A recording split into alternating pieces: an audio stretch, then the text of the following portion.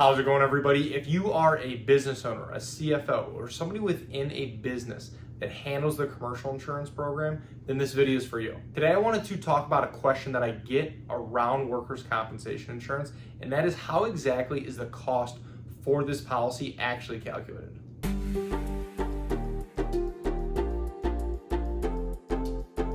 Thank you for stopping by. My name is Brian. I'm an independent insurance agent based here in the state of Michigan, Metro Detroit specifically, and I work with businesses on their commercial insurance programs, as well as helping families and individuals with their personal insurance, their home, their auto insurance as well. My goal with this channel is to pass on a little bit of educational information to you so that you can make more informed decisions around your insurance, and then overall help answer any questions that you might have. So let's get into it, and before we get too far into the video, I do want to invite you to subscribe to the channel.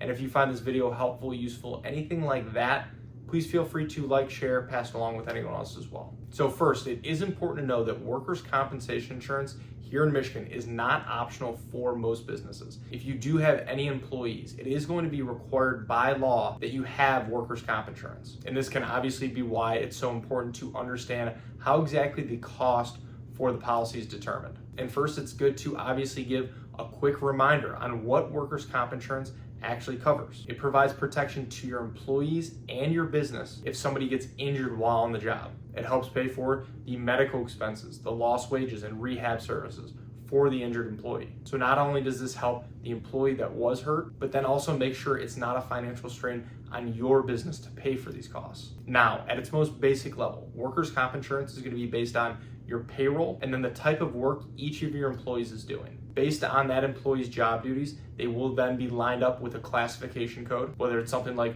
clerical office work, sales, a certain type of contractor class code, such as with roofing, electrical work, or maybe they're driving a truck, so they're classified as a driver. Every insurance company out there will have their own rate associated with each of these class codes. The riskier the type of work, the higher the rate. Industries like construction and manufacturing are obviously going to have higher rates than, say, office-based businesses. But at the same time with this, some insurance companies do have a better appetite for certain types of businesses than others. There are some companies out there that say like to write roofers more than others. So it is important to work with an agent that does have access to multiple options for you to make sure that you are getting the best rate that's in the marketplace. And then the next factor that comes into play with all of this is going to be your claims history. And this is reflected in something called the experience modification factor, sometimes just called the experience mod, or EMOD. And this compares the claims that your business has had to your industry as a whole. So if you've had more frequent or more severe claims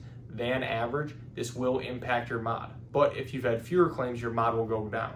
And your mod acts as a multiplier. So if you have a 1.3 mod, you'll be paying 30% more than average, versus if you have a 0.8, you'll be paying 20% less than average. And again, if you have a 1.0, that means that your average or baseline for your industry. And then another key piece with all this is going to be the annual audit. At the beginning of your policy term, you're either going to be estimating your annual payroll or maybe just going based off last year's numbers. So to confirm that those numbers are accurate, at the end of the policy, the insurance company will do an audit to confirm that your payroll numbers and classification codes lined up with what your business actually ended up doing. So if your payroll was higher than expected, you could owe additional premium, but then vice versa as well. If your payroll ended up being lower, then you could receive a refund or a credit on your next term. And this is why keeping your records and payroll numbers as up to date as possible can help avoid surprises around the audit, because the last thing you want is for your business to grow a ton and then you get hit with a huge bill at the end of the policy term. And then another potential mistake I see is misclassifying your employees. For example, if you're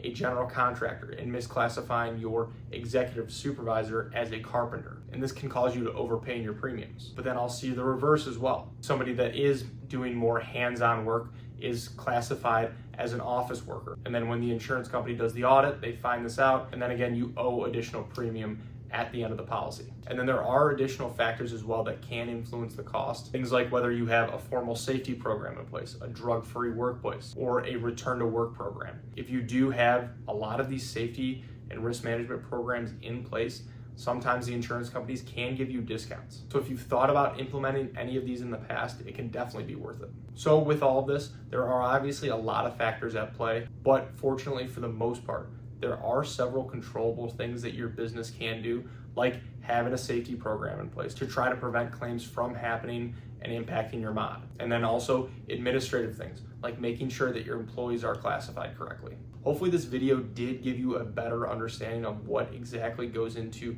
calculating the cost for your workers' comp insurance, but for the most part, it isn't just going to be one single factor at play that determines your premium. So thank you for watching, and if you are looking for help with your workers' comp insurance or commercial insurance program as a whole, I would love the opportunity to work with you and see if our team can help. There are a lot of ways to get a hold of me, and they should all be in the description below. Please feel free to text, call, email, fill out a contact form, whatever's easiest. And if you have any other questions about insurance, please feel free to reach out directly or leave them in the comments below. I would love to help answer those as well. So thank you again.